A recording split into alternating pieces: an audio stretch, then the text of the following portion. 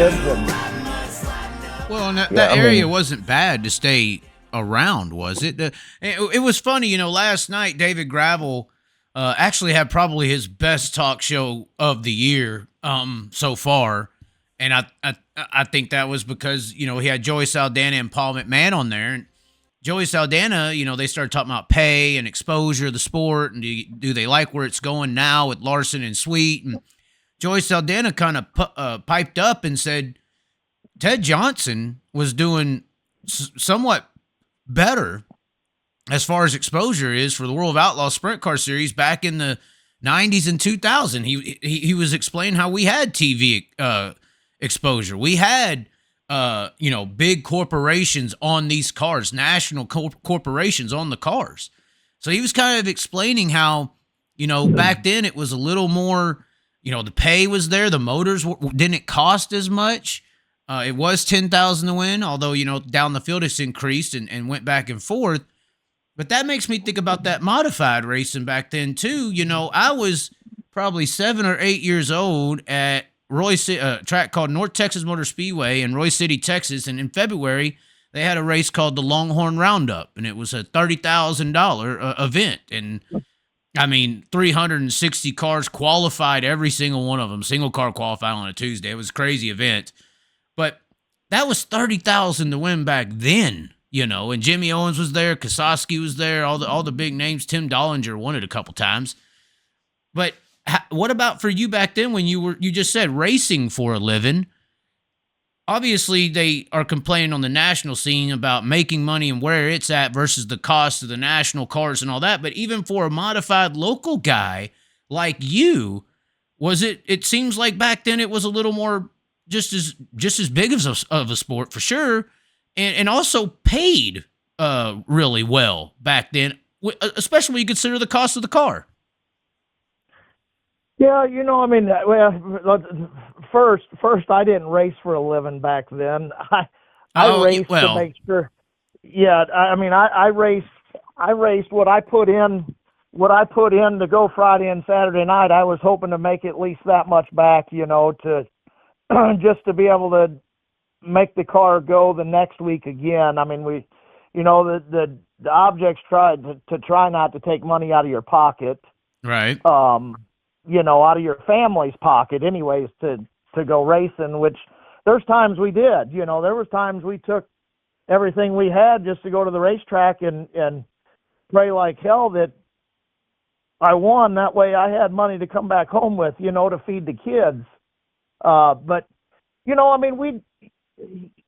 talk about pay and, I remember back then, it was 350, 400 to win the modified feature. And then shortly thereafter, we was in the $500 range, to win the modified feature. So, what we had in the cars versus the pay was majorly different than what it is now. Well, then of course you got to equate cost of living, the value of the dollar back then. What was gas back then? 67 cents?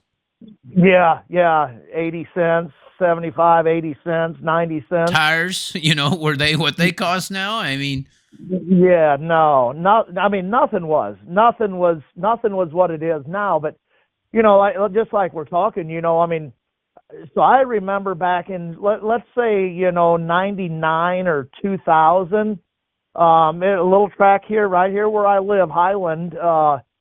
You used to be able to walk out of there with like $625 or $650 if you would win the heat race and win the dash and win the feature. A sweep.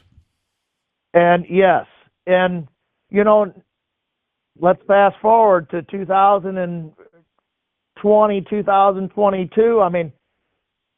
These local tracks are paying $700 to win, $800 to win. There's some of them now that are Fairbury's an anomaly. Fairbury's an anomaly. Yeah.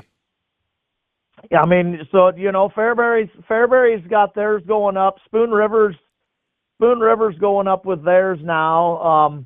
I know Brownstown. I know they've got a couple structure purse deal that if they have over so many cars, it's $1,000 to win, I think. I don't know all the details, but some of these tracks are trying to get the payouts better, but the bottom line is they've got to, the racetrack's got to make the money too to be able to pay that right out. So, that's why, people, some people like to get on and bash racetracks and, want to talk bad about tracks and this and that. And it's just something I've never really agreed upon is bashing racetracks, because you just, people bash racetracks enough. Racetracks shut down, and then what you got? Then you got nothing.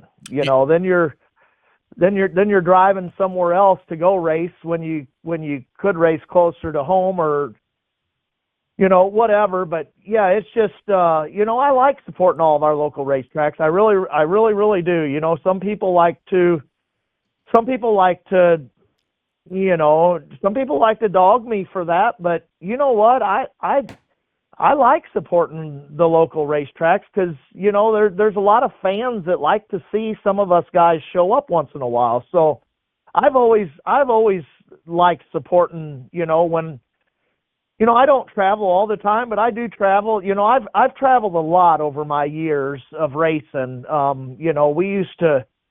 We used to do a lot of traveling. We was traveling every week to somewhere, and just the older that I've got, don't get me wrong, I still travel, to all the bigger money shows. And I'm assuming you did back then as well, even though you were saying 600 or 500 here, I'm sure there was some 1,000 or 1,500 shows, or 2,000 or 5,000 shows, Yes, and that was, them were all the big shows back then. And yeah, like you said, there used to be, different little series, like there was a Wolfpack series back in the day that we traveled around and followed. And, it was, I don't remember how many races, 15 races or so, all throughout Kentucky and Indiana and Illinois. And, we traveled to every single one of them, and I don't even remember what they pay now, but, we did all that back in the day, and then the Summer National stuff. And there was several different, little series like that we would follow and go try to, because I truly believe that's what made me who I am, is just going out at, the younger age and going to all these different racetracks, that just taught me to be able to adapt to all the different tracks and all the different surfaces, and, just everything that you needed to learn throughout the years. This is how we ride. This is how